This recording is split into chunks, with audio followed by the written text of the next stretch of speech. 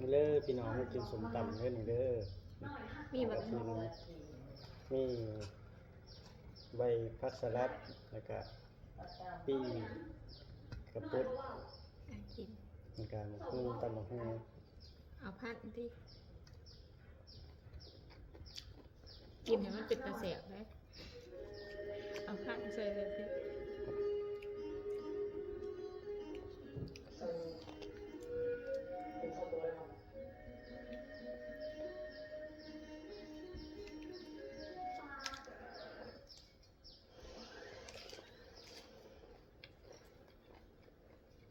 มีกระพิ้นโอเคบอ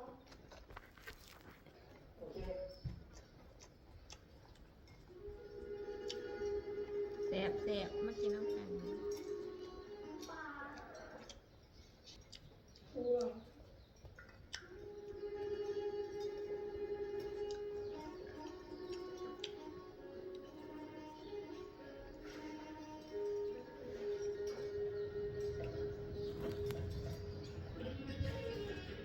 ผัด ท่านหมอคง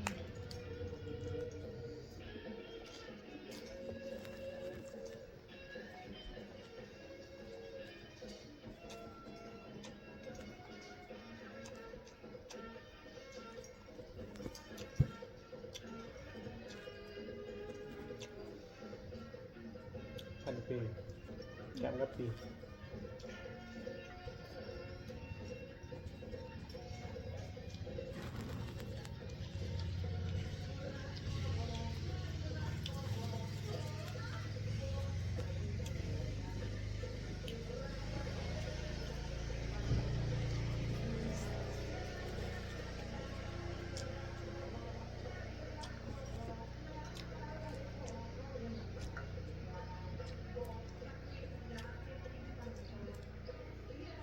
กระเทียม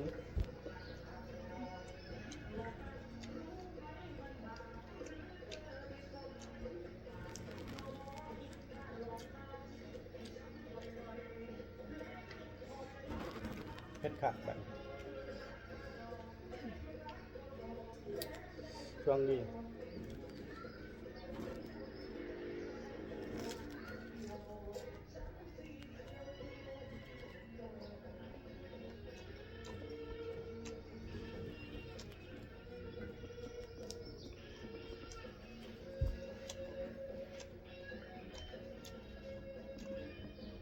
เดี๋ยวจะเก่ากล่อง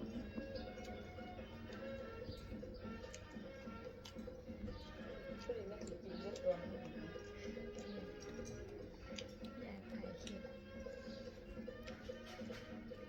นี่พี่น้องพันกระพุ้น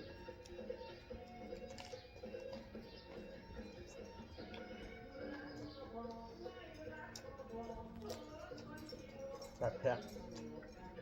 มาเลือกพี่น้องเด้อแบบได้